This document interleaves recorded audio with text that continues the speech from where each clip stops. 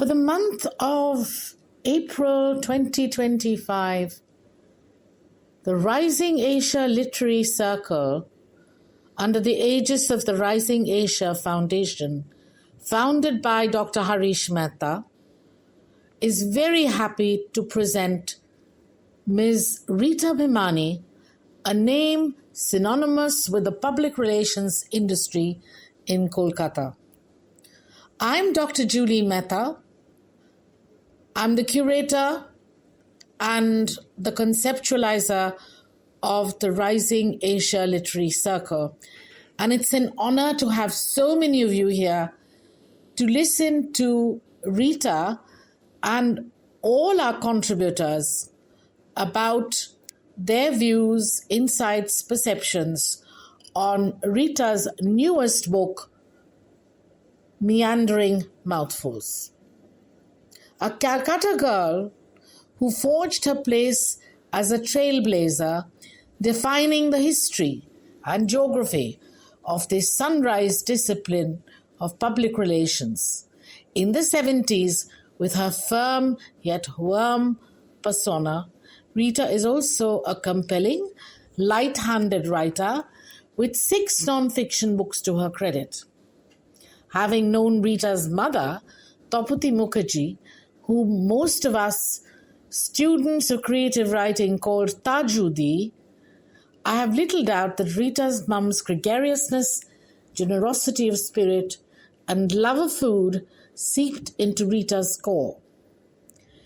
Meandering Mouthfuls, her newest book, where she expertly juggles food and travel, is a delicious smorgasbord, a fascinating conceptualization of foodways. Rita adds a novel dimension to culinary journeys by using a fusion of travel, cultural history, national histories of cuisines and recipes. Somehow, these elements came together seamlessly. Just picking one genre would not have resonated with readers, as books abound on travel, on culinary capability, and historic heft. So perhaps in combination, these elements came together powerfully as a one-pot meal. Supercalifragilisticexpialidocious. Even though the sound of it is something quite atrocious, if you say it loud enough, you'll always sound precocious. Supercalifragilisticexpialidocious. Because I was afraid to speak when I was just a lad. My father gave me nose a tweak and told me I was bad. But then one day I learned a word that saved me up your nose. The biggest word you ever heard, and this is how it goes. Oh, supercalifragilisticexpialidocious. Even though the sound of it is something quite atrocious, if you say it loud enough, you'll always sound precocious. Supercalifragilisticexpialidocious.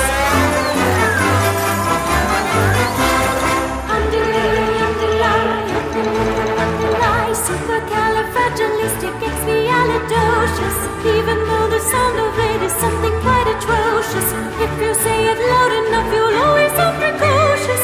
Supercalifragilisticexpialidocious.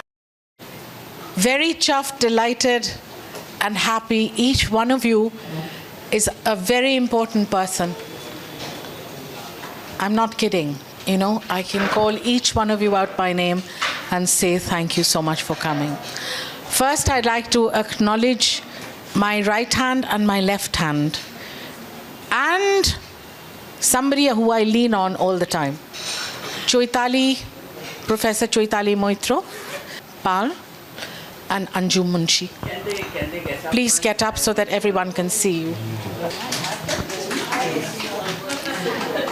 So, with Mr. Vishnu, Sureka, and generosity, we are here today in this lovely space, and Harish Mehta, Dr. Harish Mehta, the founder of Rising Asia Foundation and the Rising Asia journal, the literary circle, is given me a lot of leeway to really live out my passions in the years that I have left, despite all the things I've done before, with the Loreto banner significantly flying behind me. It's a particular pleasure and honor to have with us a Loretoite, Rita Bhimani. The easy way out would be to tell you she needs no introduction, but I will only say that she has been a star to many of us who have followed in her trail. She is an author. She is a public relations diva. She has shown us the way to what good practice is in all fields of business that she has touched, and she has kept the morals high of living up to what has been taught to us by the generation before us and our teachers. More about that in a few minutes. But today, particularly, all the constellations have come together to allow somebody I admire greatly, Sister Dr. Nirmala, who is our principal at Loreto College and who has changed the face, I think, of education for women and for education at large. When I see the smiles, the beamers from here to here, when I go to teach, I hadn't seen that, and Raka will stand full proof for that as to what she has meant to changing the fulcrum of the institution, which is Loreto. As she says, she teaches by example, she teaches by love, not by fear. And that, I think, is what I have admired and imbibed in little ways possible. Now, there are many little housekeeping bits which are required because they all have your blessings. And one of the things I think we want to do is to allow Harish.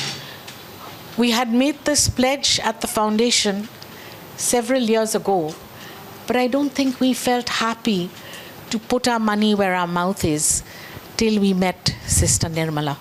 So in a very small way, we want to start with the promise that Harish made, and I'll let him speak about it, to just bestow something very small. Just don't give it away. Okay. Ken Follett and all the great detective novelists would never give it away till the very end. Oh, I will. We'll pretend we don't know. Yeah. So with that, I shall thank Mr. Vishnu Sureka once again for his wonderful hospitality in this great ancient, not ancient, medieval, not medieval.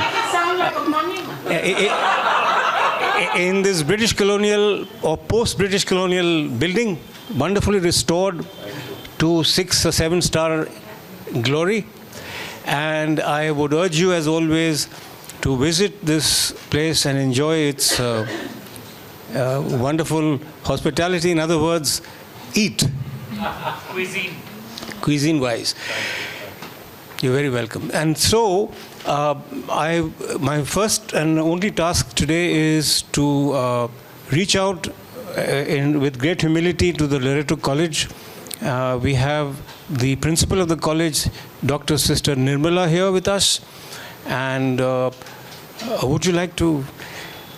so on behalf of the Rising Asia Foundation, I am delighted to offer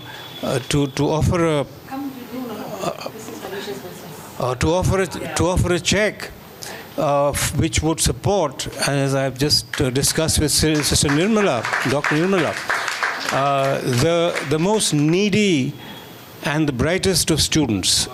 And we shall continue this on a rolling year-by-year basis. Thank you so much. You're very welcome, and thank you for being here. Thank you so much. I'll do that. And you'll be here rolling year by year. Hopefully. Hopefully Rome wouldn't take you and put you in the papal position. I wouldn't be surprised. So a part of our mandate has always been to not accumulate to accumulate too much money that we get from sponsorships, to not accumulate too much of the money that we earn every year on from our signature events. But what money comes, we keep some so that our journal can run and our staff can get paid.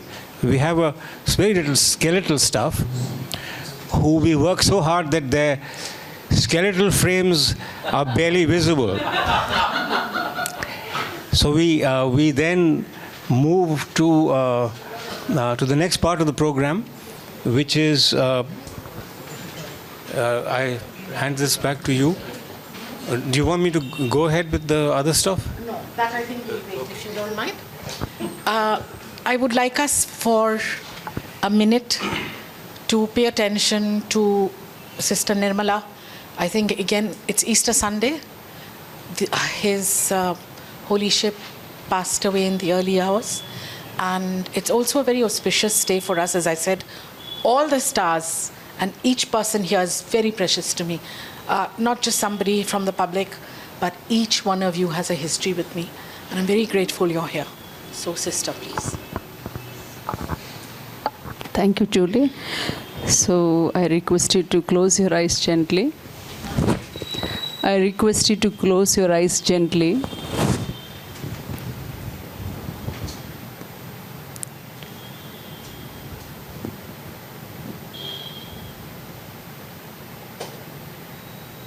Become aware of your existence. Slowly and gently, let us focus our attention to the breath, to our breath.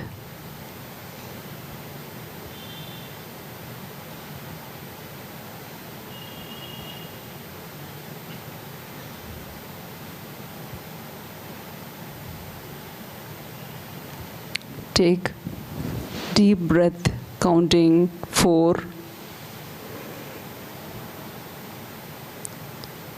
Hold our breath, counting 6. And breathe out, if it's possible, counting 8.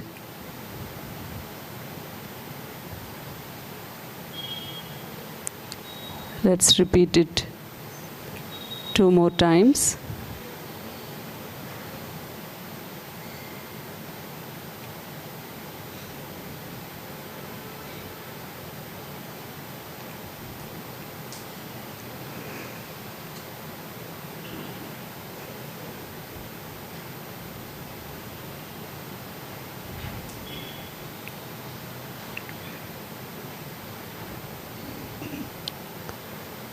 As we become aware of ourselves, let us thank the universe, the God that we believe, for bringing us together as a family. We thank God for our family members, our brothers and sisters, our extended family members. We thank God for the gift of Rita and her contribution to the literature. We thank God for our Pope Francis.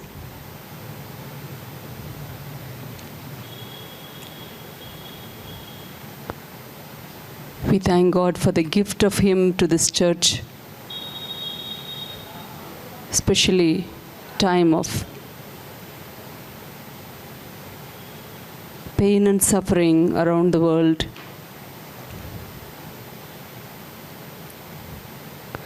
God, our loving Father and Mother, we thank you, praise you, and glorify you for today.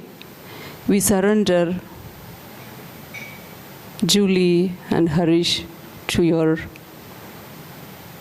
presence, Lord. Be with them. Be with them in all their endeavors. I also pray for all their contacts, all the people who come in contact with them. Bless them with good health and give them your strength and courage to continue what they are doing. I also pray for Rita, that she may continue to write and inspire many, many young people. Be with us, Lord, as we continue this session. Inspire us, help us to be open to your will today. The intention, each of us have an intention for today, especially for this session, that each of us may be inspired and leave this room, be transformed. I make this prayer in the name of God, we believe. Amen. Yes. And I request Julie to read this poem that was just written on Pope by one of the Christian brothers. You know the Christian brothers? The Christian brothers who run St. Joseph School, Beaubazar. He's this brother is principal of St. Edmund's College in Shillong. Yes, yes. If I do justice to his sister. He's a good writer. He writes well. Thank you, sister. The Pope I will always love. Because he kissed twisted feet, because he risked saying that mercy is more sacred than rules. That walls are for breaking down, not building, higher.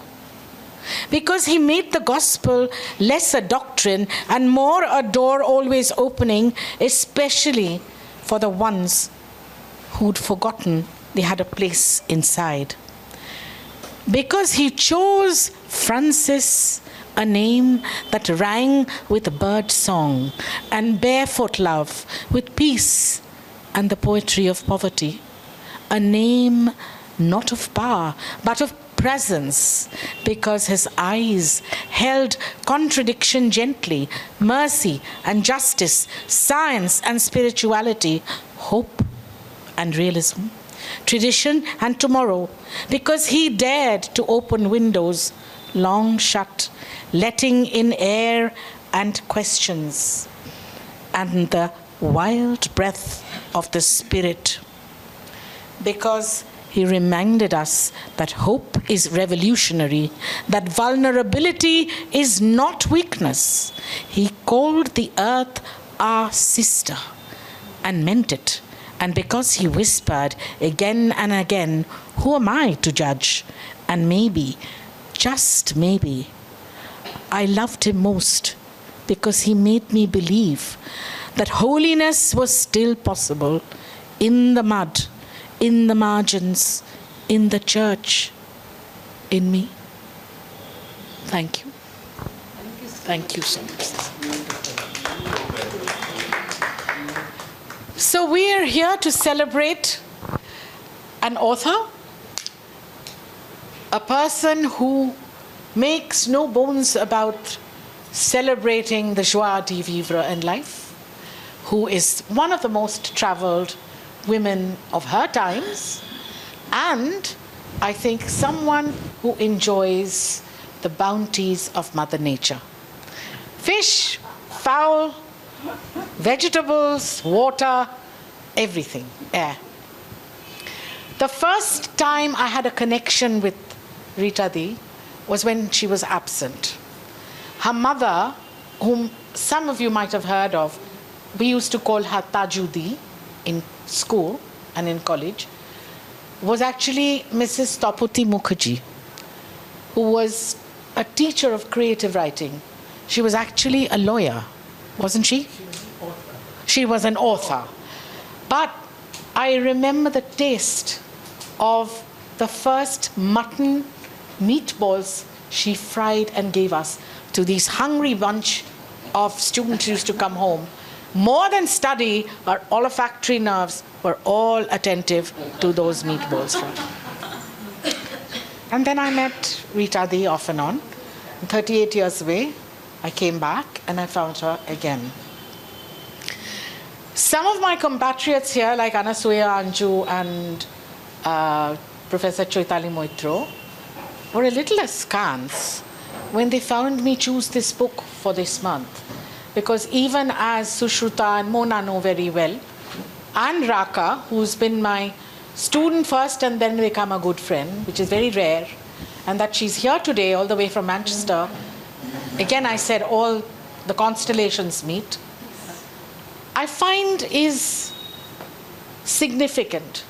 And the reason I chose this book is because I think it would be a good place to launch us from just celebrating, eating, traveling, the wealthier, abundant blessings that maybe 1% of the population of the world enjoys, and talk about the more definitive, dodgy, not so comfortable debates we have today about food. Especially with the rising war issues, unexpected, but happening in the 21st century, in the Gaza Strip, and I'm talking about Ukraine as well. We are forced to think about how this idea of foodways, where the production, the consumption, and the economic issues that surround the idea of how food comes to us, comes to which of us, not all, are so blessed. So this book, I think, nudges us to move away from our comfort zones. We will certainly be talking about our comfort zones. But as I was reading something this morning by Mr. Orange Hair, I was not surprised, but it seemed to be what irony that today we are discussing food, when 3% more of the American population is going to be under the poverty line. What that means is mothers in 6 months will have to make a choice of whether they're going to put food on the table or whether they're going to have electricity at night, the heating at night.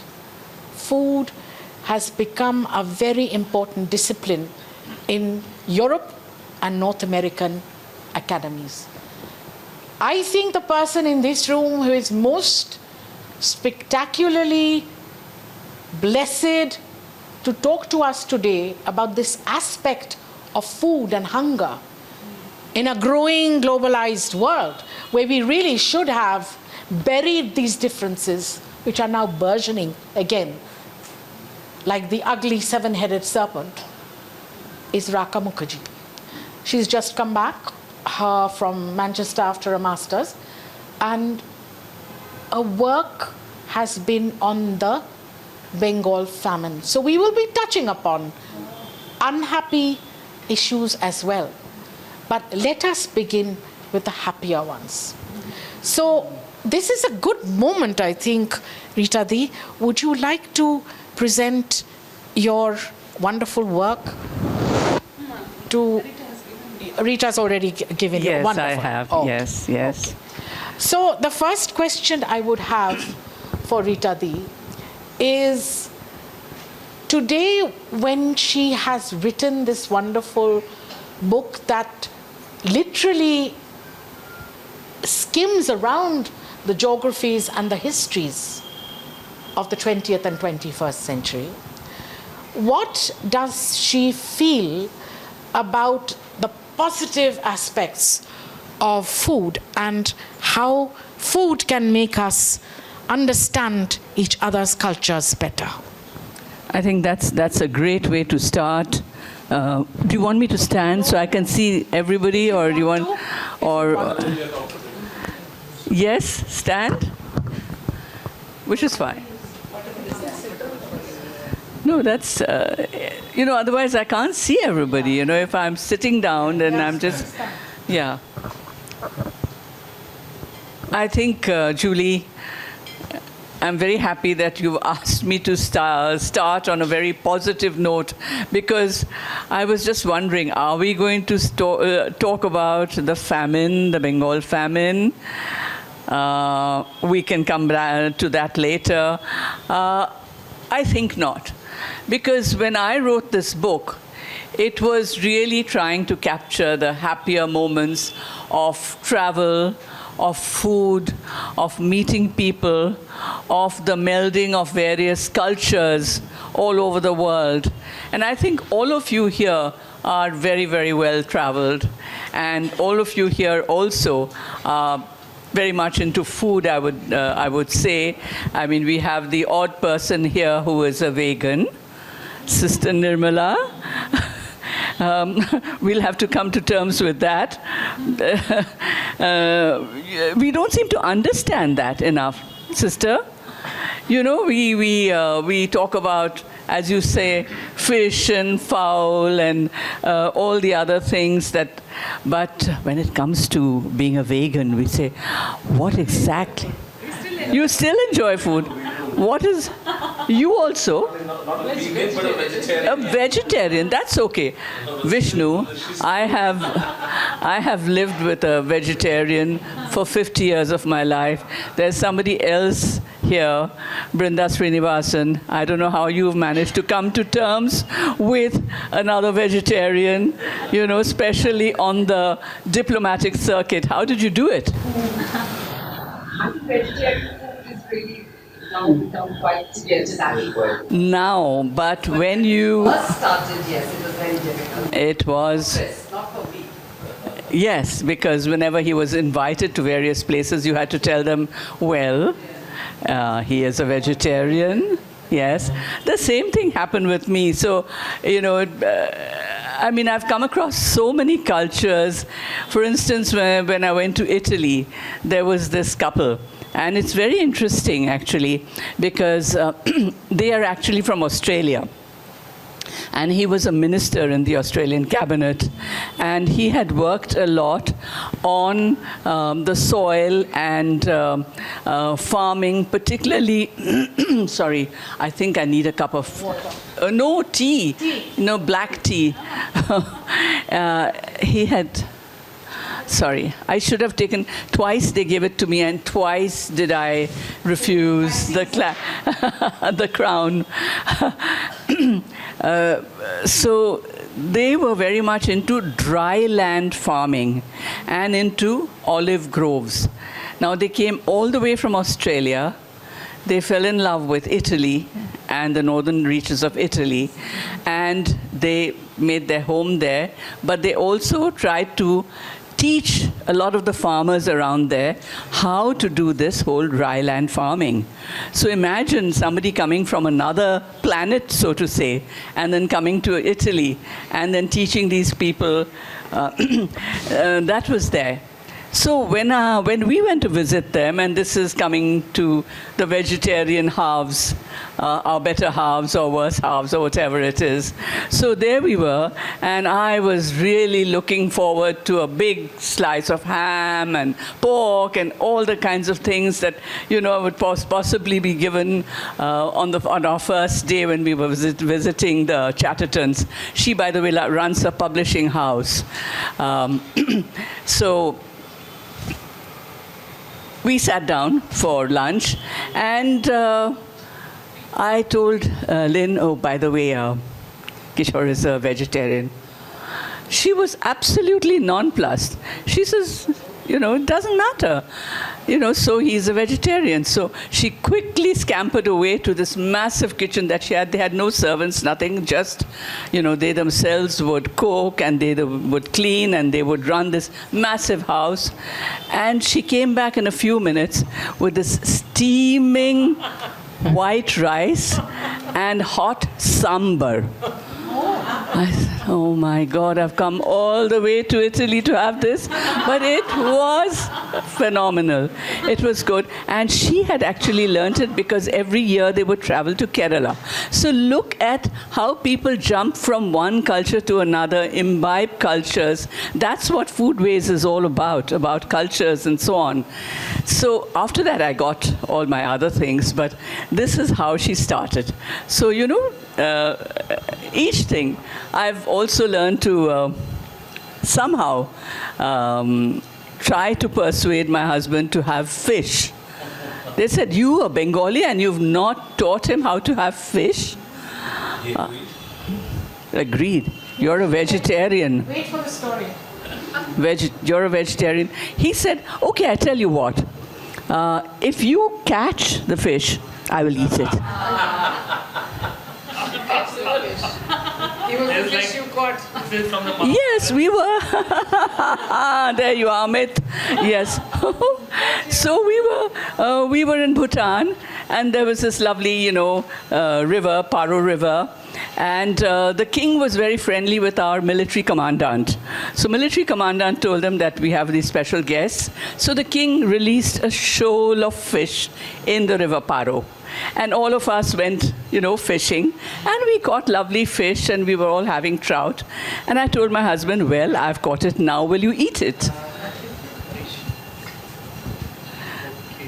So what he did was, he took a little piece, he hid it under some bread, popped it, and that's it. He said, see, I told you, I've eaten it. That's it. So he kept his promise, but he never, ever converted to being a fishitarian, so to say. It didn't matter because, when we went around the world, there was so much to discover. It didn't matter that we had different tastes, because then you were exploring many more tastes. That's the thing. So, therefore, when one writes a book like this, it's more about enjoyment of people's cultures, enjoyment of being in people's homes and being entertained by them and seeing how they live, whether it was in South Africa or whether it was in Sri Lanka or any of these places, or Italy or France or Spain. Everywhere it was understanding how people lived, how they interacted with their own families, and how they drew us into their families and into their fold when we went to all these places. So that's why I thought of this whole book as something where it's not a travelogue, it's not a cookbook, it's not a book just about incidents meshing together.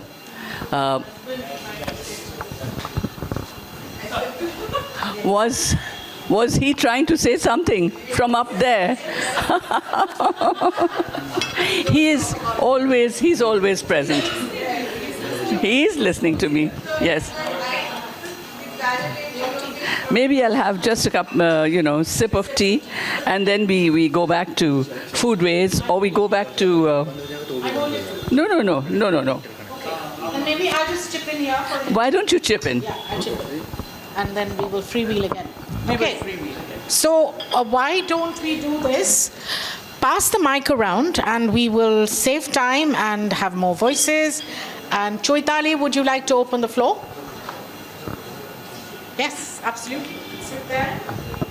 We'll keep it short and tight because I want all the voices in this room. Okay? Thank you, Julie Di.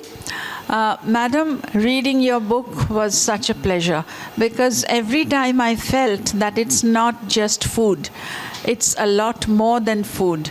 Just let me give you one example. You were talking in Sri Lanka, you're talking about the coconut custard pudding, and from there you go to mud crab. After that you talk about kola vela fish. And me as a Bengali, we have a lot of specialities on crab. And a little poem, which is very ironical, I'm tempted to say it.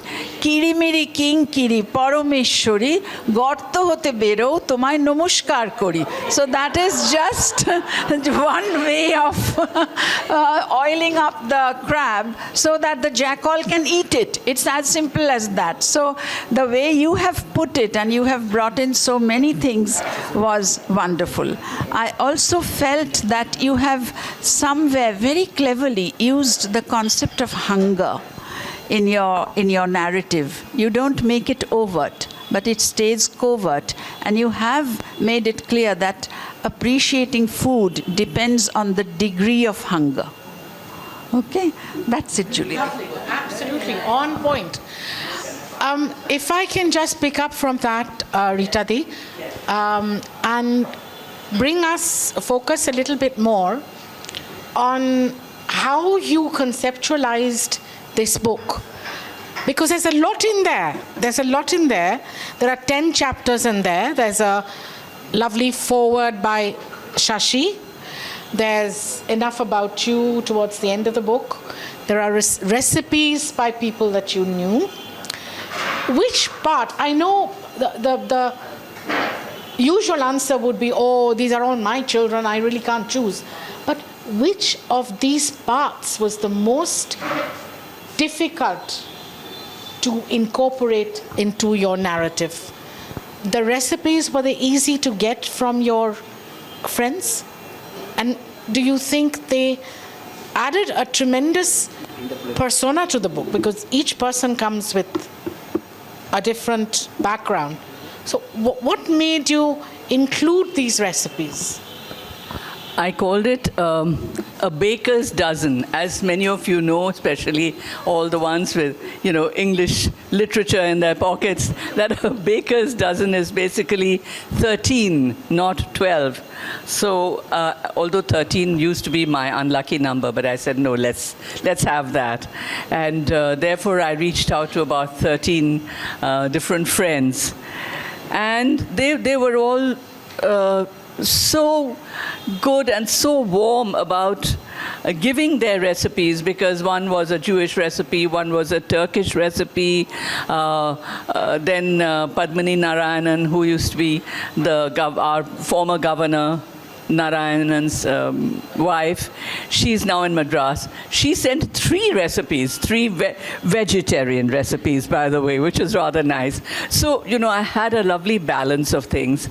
Like there was Afroz Randarian, who gave us this wonderful biryani recipe, but with this came a wonderful story as well about how the first biryani had been cooked in their compound when Sharmila and Tiger Pataudi got married. So, each time you find something more comes to you whenever these things happen. So I think the recipes came quite easily.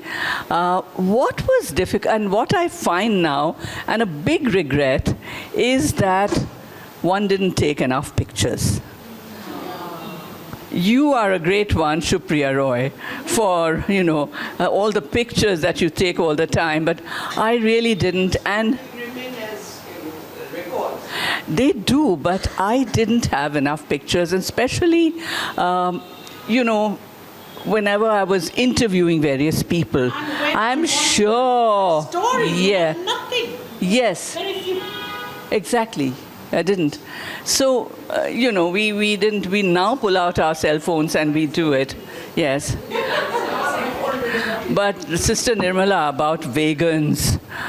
Oh, in England, that was yet another story. Our very dear friend Dilip Doshi, some of you know him as a great spinner. So we went to his house, and we were staying at a hotel, and we were madly hungry, and he said, come over, because it's my birthday, and you must. My daughter we've all turned vegan, and my daughter has made me a wonderful cake. So you must come and have the cake. So we went, of course, to Dilip Doshi's house, and this was in London, and she cut the cake. I was barely able to eat that, and to swallow it, it was, it's not easy to have a vegan cake. You can't. Sister, I'm sorry about this. I hope you don't give this to me when I come to Loreto. So that was, and then this Dilip Doshi's wife, she used to always keep a fabulous clean kitchen. So she would bin everything, by the evening. And she had just kept aside roti, sabzi, and a lovely, typical Gujarati, whatever it is, curry and something else. And she was just about to bin it. I said, wait a minute, this is what we need. We're going back to the hotel, and we are crazily hungry. Will you please pack it for us? So like hanglas, we took back this in a little tiffin carrier. So, and shun the vegan. Sorry about that. But this is what keeps happening all the time. Yeah. Very dumb thing in US. This thing you carried back, it's a very dumb thing. Is it? Those Ziploc things, and whatever people ask. He's giving whatever's left. Okay. Already done thing. Is it? Yeah. So we didn't look like No. she was going to bin it. She was going to bin it. Yeah. Absolutely the right thing. On the track. Julie, there's something else, which I found, and this was a recent post. I think it came out in the papers a couple of days ago, because you were talking about religious intolerance and what's going on in Europe in such a big way. But I found something very interesting in a place called Palitana in Gujarat, where, yes, the Jain temples. There are about, I think, 200 Jain temples there. Now, the Taj has opened a hotel over there, and they are strictly vegetarian, and no booze is served. That is quite a thing. Can you believe that? And they have bowed to the requests of the people, the local populace, and everyone is very happy that the Taj Palitana is actually doing something like that. So I think sometimes these moves are also something we should applaud. It is the only hotel in the whole world which is vegetarian and doesn't serve booze. That's really something. So food actually can be in its own way a great leveler. It can also be something that actually bows down to the sentiments of locals. Thank you, Rita. I was just thinking as Rita Di was speaking, one of the stories from the Bible which is very dear to me is how Jesus actually converted a couple of loaves into so many loaves and a couple of fishes into so many fishes. And we had a sister who was the principal of Loreto House when we were growing up. Say, I was in class 8 or 9. And really, we pushed the envelope with her a lot, but she had a great sense of humor. And she said, sister, what would happen if we had to feed like a population of India? Would you be able to do it? And would he throw in some shrimps and crabs and lobsters? And she said, don't push it, even with Jesus, there's a limit. So in the Mahabharata, you also see one grain of rice which stuck to the mud pot of Draupadi. And those 10 rishis Durvasha was going to bring. She said, what the hell am I going to do? And their curses are so strong. It was at this moment that she realized that always leave a little bit for tomorrow. I think that with food is a great lesson to all of us. Talking about lessons, I let Anju take it from here. Now, Anju Munshi, as I said, after I came back from Canada, she was one of the ones who for the last 6 years has been a close friend. So I got to know things about being Kashmiri, being thrown out of your homeland from the valley, etc., etc. But she has such a lovely, positive way to think about that historical facet. I let her take over from here. She talks about how food can actually be a preservation motive for your cultural and traditional identity. Thank you so much, Julie. A big, loud thanks to the author, because you literally made me meander, through hills, mountains, over the seas, and look at different kinds of cuisines, and which brought me to a very, very interesting fact. And I'm talking about the fact that with the current dislocation, displacement, conflict, geopolitical changes, and like being dislocated from your own this thing leads you to think of food from a different point of view. So, like I said, like Julie said, that the Kashmir exodus, people were forced to migrate from their own homeland and get scattered in different parts of the country. and away from the country. The lifestyle changed, the clothes changed, the language disappeared, many changes took place, but there was one constant, and that was food. So the Kashmiris from 1980 onwards, 1985, 89 onwards, wherever they are, their cuisine has not changed. Even if there's a kind of an infusion of the local flavor, it is not accepted. It is not taken very kindly, because the basic and the most accepted form of cuisine is always welcomed, and we are a little critical about the infusion and the intrusion of the local flavors wherever you are, wherever you stay. So my point is that whatever happens, our children don't remember the language anymore because they don't know how to speak Kashmiri. Our lifestyles, the traditional gear has changed. Many other things, our lifestyle has changed. The archetypal Kashmiri, lifestyle is not there anymore. But we are very passionate about the food part of it. It was so intense that I was asked to collect it and, collate the recipes. And I authored a book some years ago. And guess who were the major takers of the book? The Kashmiri cuisine students who were studying abroad. They all bought books because they wanted to understand and cook their own food their way, So if not the language, at least they were very, very, very much in tune with the kind of food we had, So I think this is what I wanted to say, that food is never forgotten. It's the whiff of a particular, comfort food which always stays with you. Thank you so much. Thank you, Anju.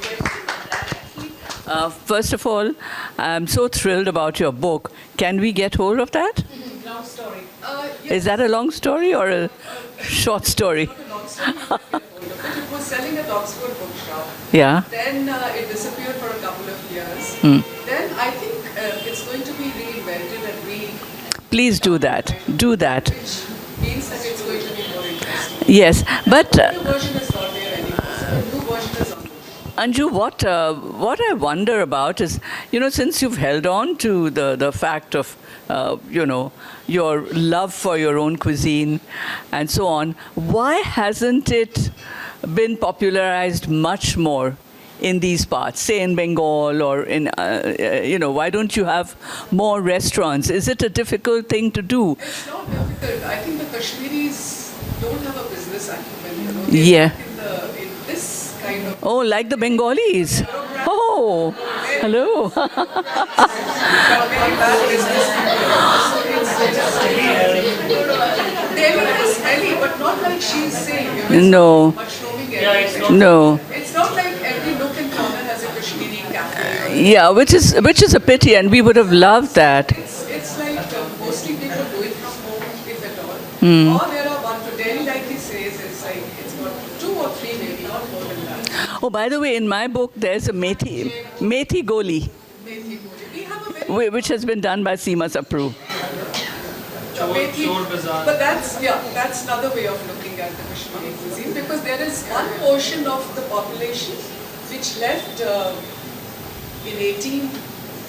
early 19th century, and there's another portion of the population which is still there. So the cuisines have not been interfered with, for those who have stayed back. So there is a little difference, a subtle difference. Oh. Like I said, we are very sensitive to little changes, with our curries and our vegetables. Yeah, you wouldn't want people to mess around and give you something that's not quite kosher. Yeah. Be very careful to use the word authentic in the academy today.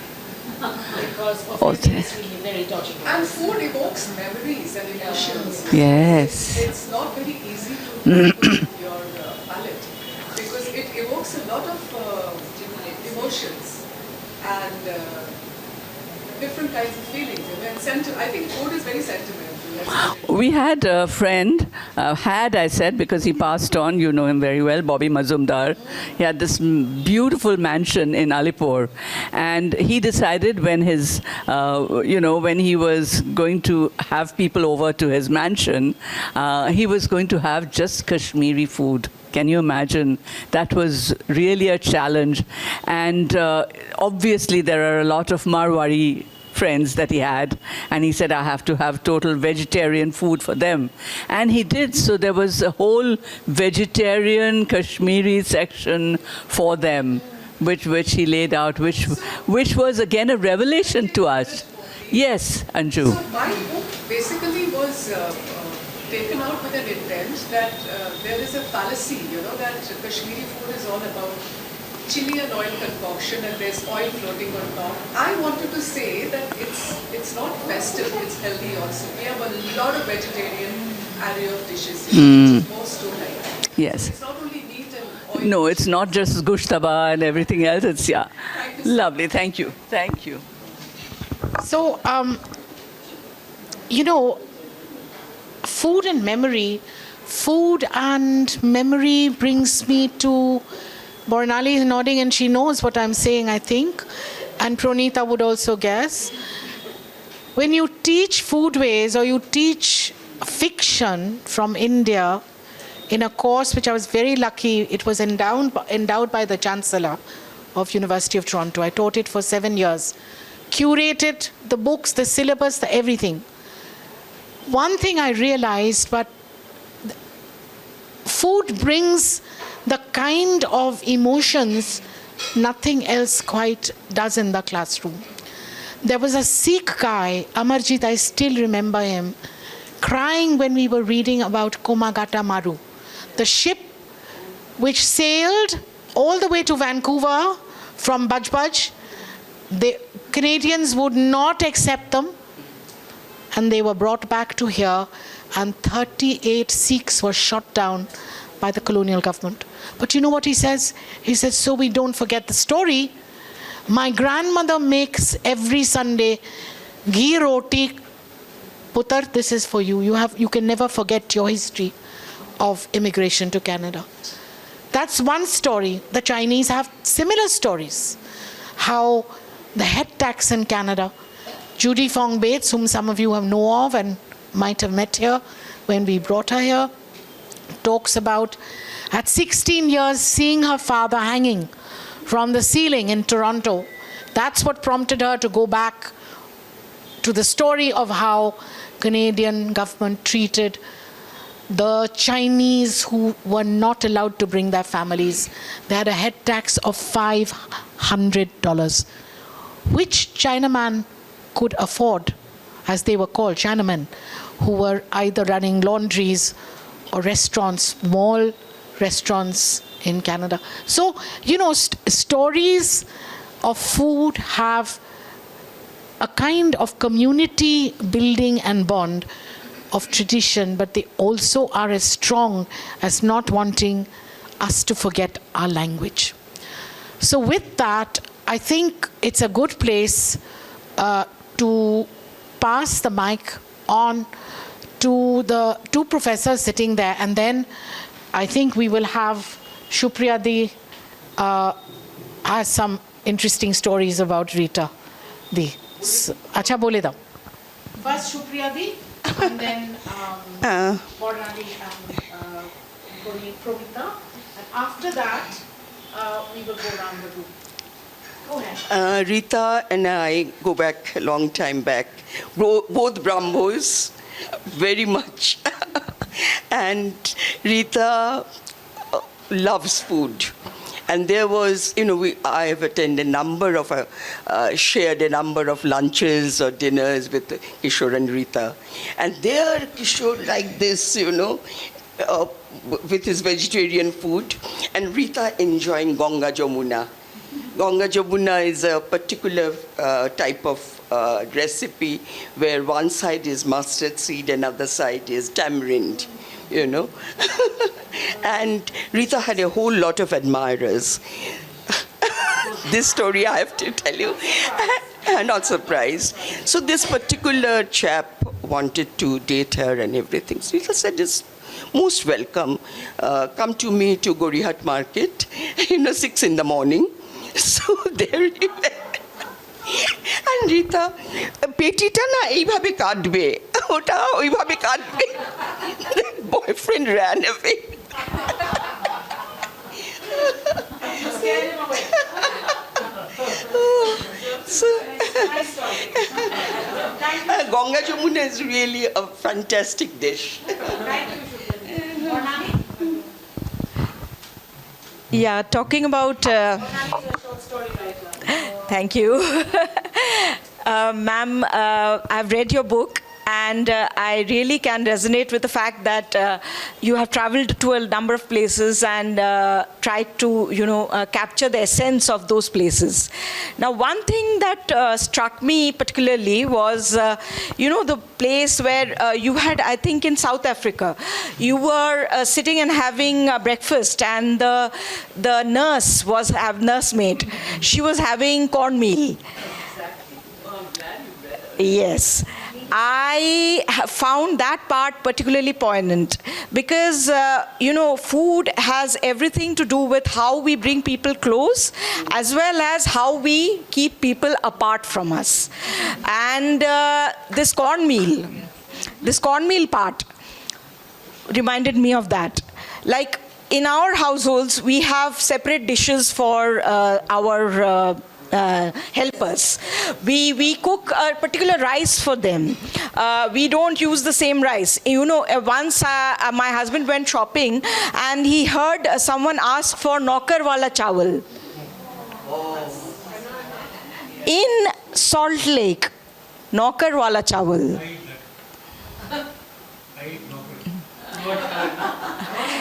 Now, just imagine where the discrimination starts.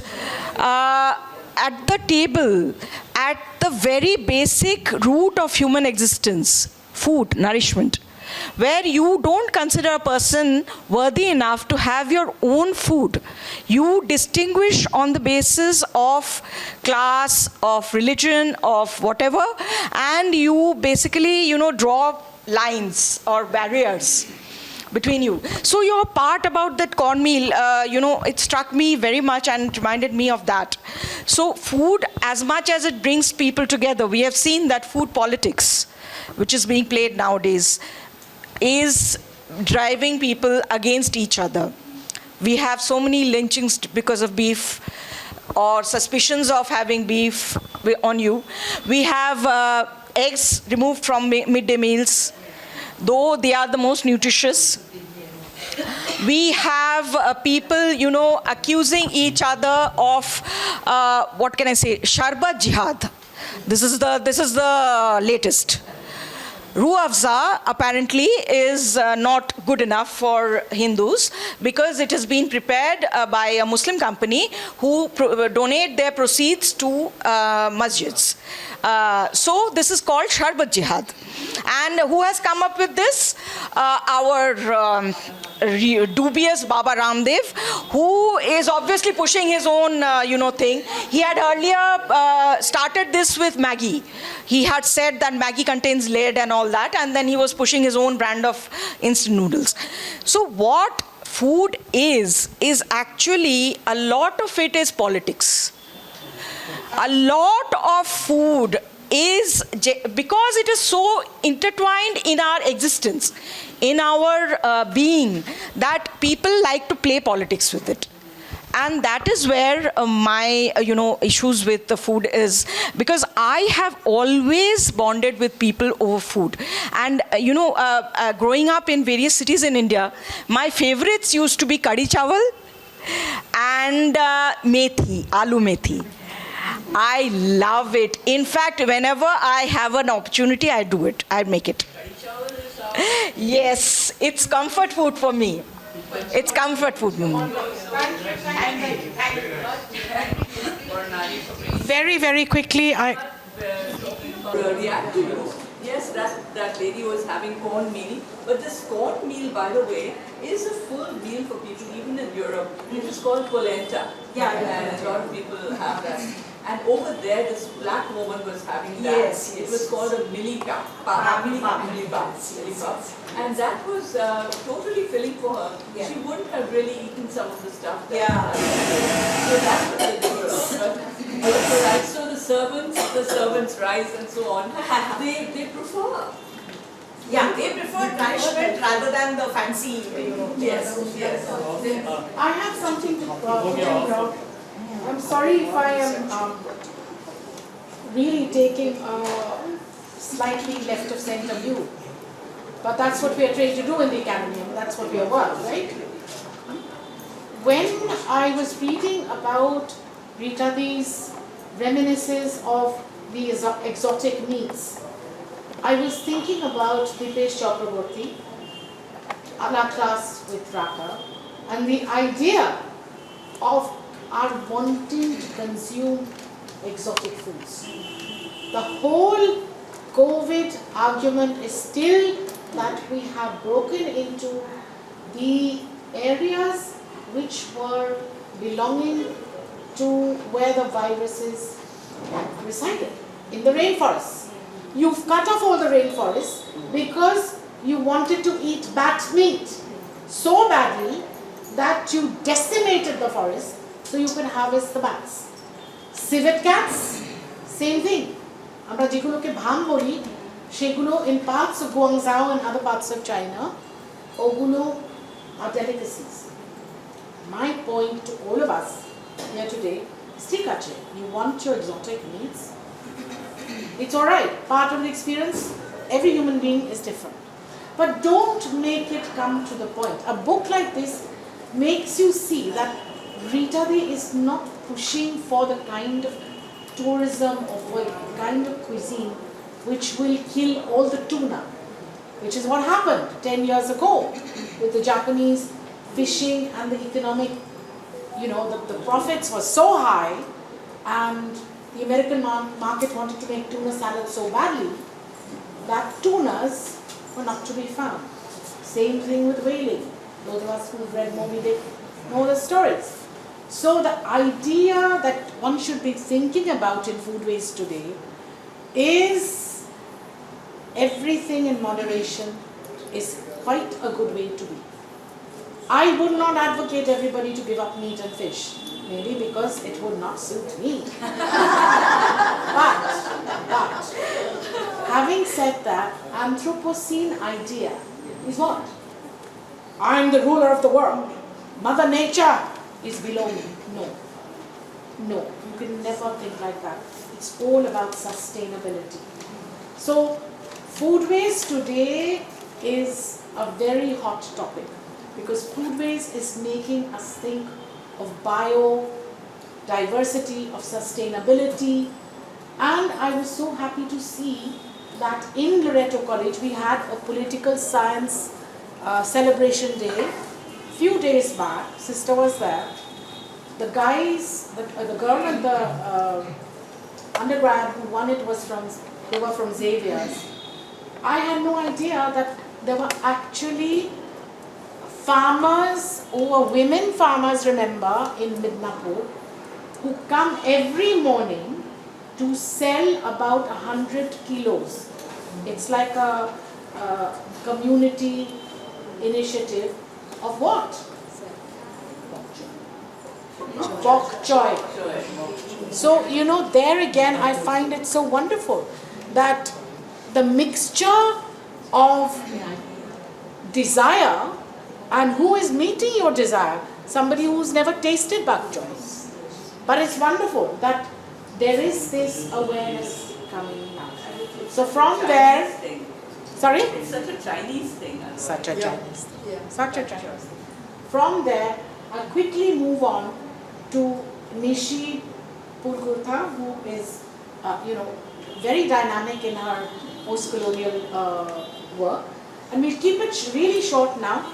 Then we'll go to Promita, and then to Raka. And then see, Saheli does a lot of work with the ecology. I always think of her as a forester in the urban Kolkata. And then we'll pass it on if Shati or has something to say. Please take over the mic. Madhulika's there. You guys are all there, Mona. Just enrich our conversation. Yeah. So even without the mic, if you can go ahead, Nishi, loud enough, no problem. Go ahead. I'm so glad so many very different ideas came up when we're talking about food, and that is, I think, what is most interesting about food. As I was reading the book, somebody, I think Anju pointed out about memories, and I think that is the first thing that struck me when I was reading your book, because you talk about marrying into a family that's vegetarian, and you mentioned certain books. You mentioned Malini Bissell, which I heard after ages. My mother had a copy. I mean, we are vegetarians, right? I'm of course vegetarian, in Canada, kind of, move here and there. And Malini Bissell was like my Bible, when I got married. Even my mother's Bible as well, because she had that bound, and she was used to cooking vegetarian, but on the Andhra kind. So she had this Malini Bissell book. And when I read your book, I looked for my mother's copy, which I didn't find. It must be somewhere. But that was a book she said she bought in the book fair here in Kolkata. I still remember the cover of the book, and she got it bound, because she was using it so very often. You mentioned about, all the vegetables and the various recipes. Each section had. Each section yes. was vegetable. So it's a vegetable, how many ways can it be cooked? So it's fascinating. Yeah, and you also refer to Nirmala Lal as well, and that is another book that she had, and she consulted at times, and of course Tarla Dalal, who made it even more popular. So I found that so very interesting, because I myself have been working on food for quite some time. Right, and during the pandemic I began doing it, and that's now a manuscript. So I hope that maybe end of this year or next year it sees the light of the day, as we say. But it's so very interesting, because as she was saying, you kind of cling on to your recipes, but at the same time you also, that's happened with us. We cook the typical Andhra food at home, but there are other things which come in. So my comfort food is aloo seddho bhat, but my comfort food is also rasam, right? So both of are my comfort food.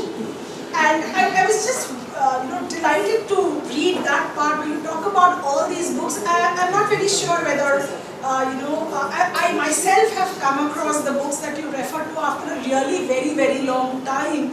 I was delighted to read that. Wonderful, thank you, Nishi. Another great person, Leela Majumdar, prolific writer, and she wrote a cookbook. Yes, absolutely.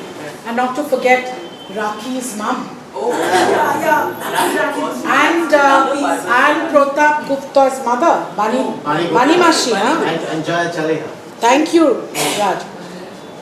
Before we do what we were supposed to do, I'm just going to take a little diversion and go to Mr. Amit Jha, who really had a brilliant career in the IAS, and both Amit and Swati have travelled widely. Amit, what would you like to add to today's conversation?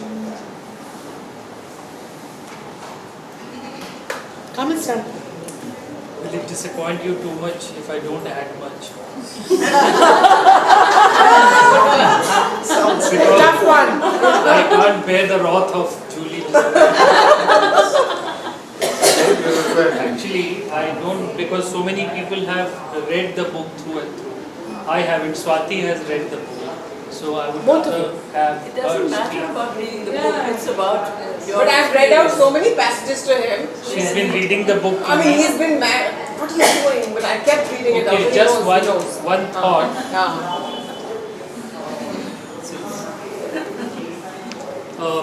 Food, we've heard about sentiments, memories and identities associated with food.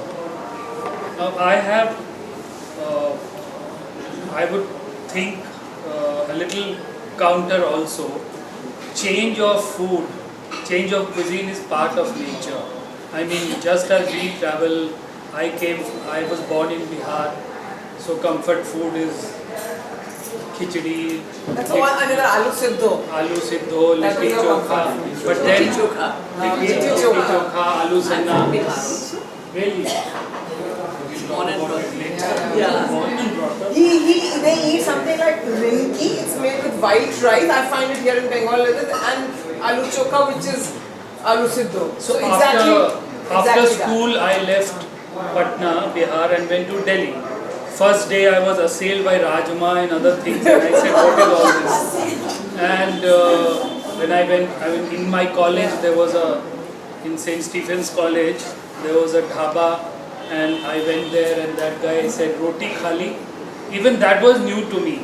Coming from Bihar, roti khali, मैंने कहा क्या भोजन कर लिया बोलो, या हाथ खा लिया बोलो, ये roti khali.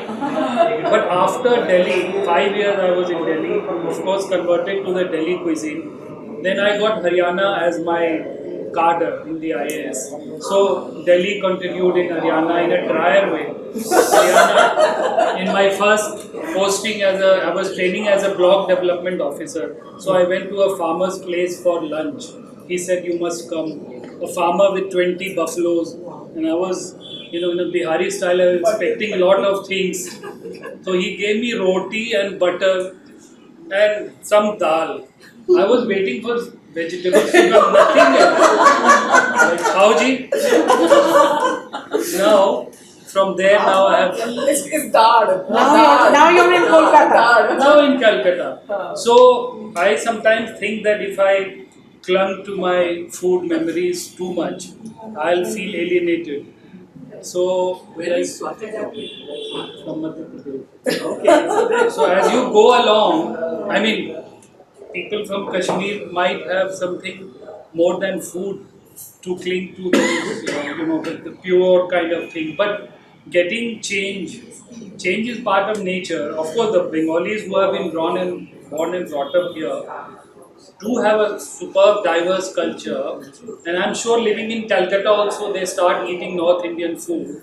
But imagine the Pravasi Bengalis who are settled in Delhi, they get to enjoy it far more. And look at the non-Bengalis. Look at the non-Bengalis. So don't you think that we should not get too much attached to food of a particular I don't think we... It's not a very conscious attempt. It is in the psyche, it's in the DNA. If you don't make a conscious attempt to like or dislike food, it happens otherwise. I'd like to come in here from what Amit was saying. And as he was talking, I was thinking, he was talking about comfort food. And how comfort food became unavailable to me in my life, that comfort food became almost like discomfort food. I'll tell you how that happened. In Lucknow, comfort food was, galoti kebab. When I moved to Bombay for my studies, etc., and my first job, there are no galoti kebabs there. So the hunt for comfort food is on. I find it in mutton thansak. Oh wow! Now I'm transported to Dubai for work. There's no mutton thansak there and there's no galoti kebab. So I find Zanzibar fish curry, hot, in the old Dubai, under a tent, in the open air. You're eating with the taxi drivers. The most amazing Zanzibar fish. I'm transported to Singapore, there's no Zanzibar fish. No dhansak and no galoti kebab. So I have to find comfort food in what was then called char kway teow. Char kway teow. I never liked that. Char kway teow is fettuccine noodles stirred with some kind of meat and chilies, and it's just comfort. And lots of lard. Then we go to Thailand and it changes again to some Thai thing. Yes. In Canada, none of these things are there. And so for the first time in my life, I must confess, I turned into a burger fiend. Really? Burgers. Terrible. But I would only want to eat organic burgers, not the McDonald's ones. Any such thing exists. It does exist. Yeah, so there was this one restaurant called A&W, and they had 3 or 4 kinds of burgers. They had the Mama Burger, which was 2 patties. The Papa Burger had 3 patties, and the Grand Papa Burger had 4. She said, don't go to bed, Papa, you'll get a heart attack. So I used to have a Mama Burger. Mama, Papa. Papa also was too much beef. But Grandpapa Burger had 4 patties. But it would just... Cholesterol parade. Anyway. Thanks, Harish. I want to move from this idea to gender and food. Can I add something? Sure, Swati. of course, she's the queen, the Tantalus, as you know, of food, as Sure, she has called her, so, and most charming, and I've read her book and I've enjoyed it, and I said I find it very difficult to be critical of this book, you know. So each page is a pleasure to read, and you know, and starting from US, Sri Lanka, South Africa, I mean, you name it, and Georgia, my God. So everything was wonderfully put, really enjoyed it. Rita, it was a pleasure to read. And you mentioned towards the end, you know, your favorite people and their recipes, right? So you have, what's the name now? Usha Utthap and her recipe and her beef curry. Her beef curry, so I read about that. And you also have this, what's the other person? Deepu Nauraji, you know, she Parsi, and so on and so forth. So I enjoyed every bit of it.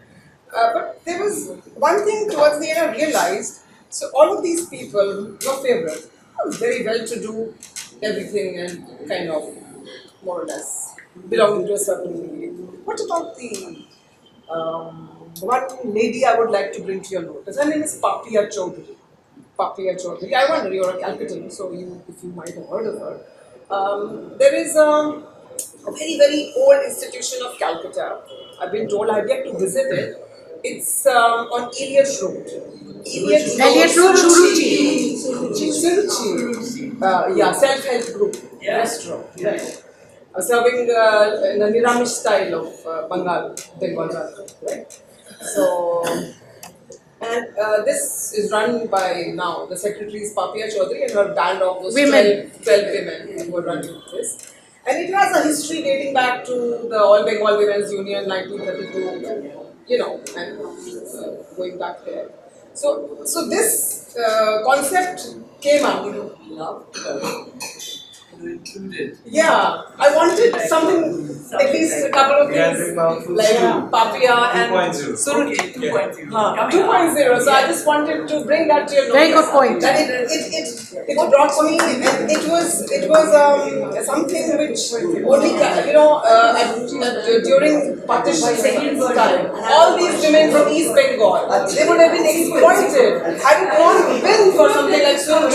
It gave them an opportunity. Okay, thank you so much. Through their cooking, to come and become a part of such an establishment. Yes, you have. And she has explored the whole of Bangladesh. Yes. You know, cooking with the locals. Yes. And she's brought out. Yes. One person, then I'll come to you. Your?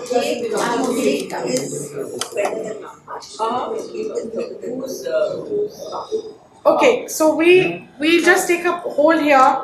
You made a beautiful segue for the next point, which is, and you talked about the women of East Bengal, right? Yes. And the point, I think that I was waiting with bated breath to share with all of you. Yeah. And Raka sitting right there, I let her have a say. My father's first words to me when I asked him, okay, so what as a gynecologist have you seen to be the greatest abuse of women? And I thought, you know, it was a trick for me to ask him, okay, as a gynecologist, he had seen women abused so many ways. Wealthy people are no different, but no. He said, Julie, the nutrition of women in Bengal, especially, which he worked on, shag and panta bhat. For days and days and days, that is all that mothers got. So there was really no nutrient that went in. And always it was the women who were given the worst. But we thought fish was... Huh? Fish was... But fish was not so easy to come. We think all the... But what about the hot... Yeah, but hot season, the winter season, you know, it was... And the fish always went to the men. Yes, always. Men. Okay, Raka, the floor is yours. The work you've done and how women have always had the rough end of the stick with food, and why we should think about that. Firstly, thank you so much, ma'am, and I enjoyed reading your book so much. Ms. Bhimani, I congratulate you because when I read, I started reading it, I was expecting a travelogue with a few recipes. but I got the gift of, you are a culinary cartographer. So I loved That's wow, a great, yeah, culinary cartographer. I loved, how you explored migration, appetite, the food of protest, the banu chow, the idea of, Indian South Africans not being allowed in cafes, and how, food is a marker of protest there. And how, when you talk about the Ilish march, the Hilsa, and, as Bengalis, we always, have the debate of the Podda Ilish and the Bangla Ilish, and, which is better. But I found, the idea of migration, of forcing to leave your home during partition. So many women who try to look back but cannot find the physical space of home, but can only celebrate it through their food. But that brought me to my work on the Bengal famine. Although I know this book was meant to be a celebration of food, but I think when we talk about celebration today, we should acknowledge the privilege that all of us have to have this food on our plate, to be able to discuss here, to be able to talk at this day and age, because our ancestors suffered. Our ancestors and women in most of the families, even the well-to-do families, the most nutritious part of the fish will go to the head, the big patriarch of the family. And maybe sometimes the women were also left with leftovers. That's why in a lot of Bengali recipes, and I'm not knowledgeable about other cultural recipes, but I do know that there are recipes which are made from leftover food.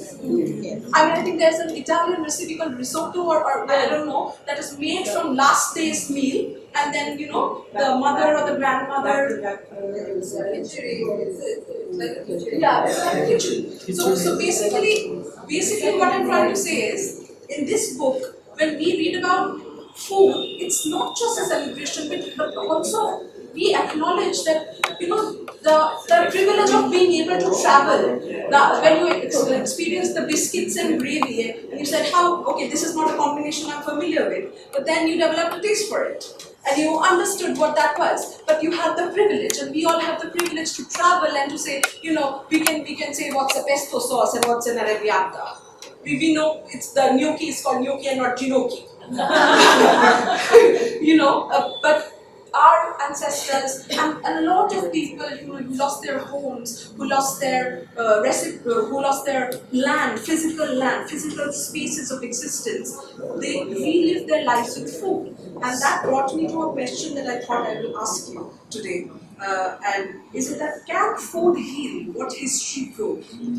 As your book moves across nations fractured by partition, slavery, apartheid, colonization, do you believe food can function as a reconciliatory medium, not in romantic terms, but as a way to hold complexity, to let cultures sit at the same table without erasing the pain of their past? The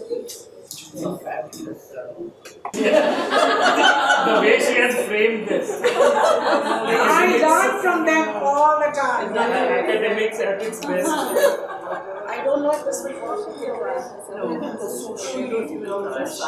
Okay, so your question basically, Raka, to Rita was that can food heal what history broke? Inflation and healing.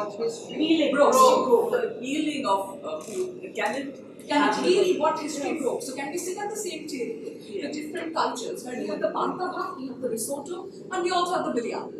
And can we discuss and celebrate all of it while not erasing the pain behind it? Like Bornali brought out the what is it called? The Ruafza. Now Ruafza ki? Ruafza is now called Sharbat Jihad. Talking about, I was bringing that Panta Bhat thing because in this book, I've also talked about the cookery queens. And there's this lady called Kishwar Chowdhury. She was the Master Chef Australia finalist. And what did she present? Bantaba, with a little bit of pressure. So imagine trying to make people who are just not aware, and it's not their kind of food at all, but she made them accept it. So it's all about presentation. It's all about feeling strongly about your own culture and then being able to present it to people.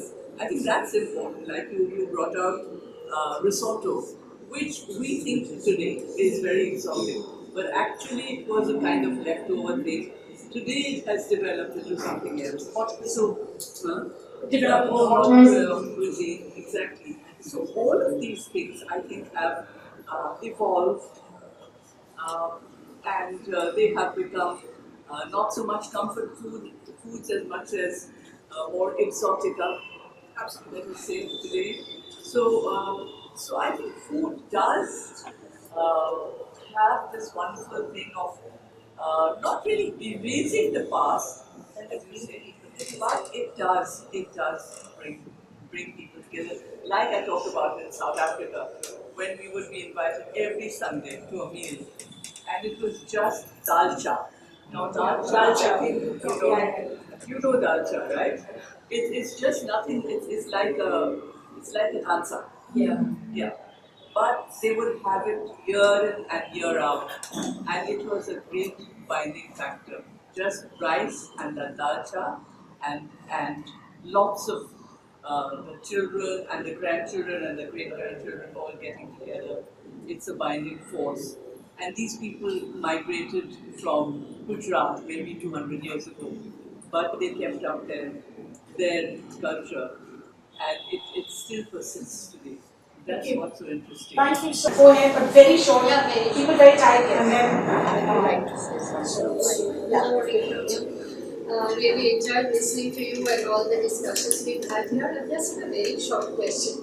In your travels and your experiences, have you noticed a paradigm shift in the food habits? Like earlier, it was a marker of the location or the demography of the place. Nowadays, you have so much choice, especially in cosmopolitan places, in cities. I would say the younger generation, I think we all are part of it. Like, we are not grateful for what we get in the local markets. We are like, we would like exotic things like blueberries and dragon fruit and kiwi fruit, which is not part of our locals, like we are not helping the economy by the people and everything. So we think it's not fashionable to have ghee because that's not conducive to a quote-unquote zero figure. We think it's veggies sauteed in olive oil. That sounds so much more exotic.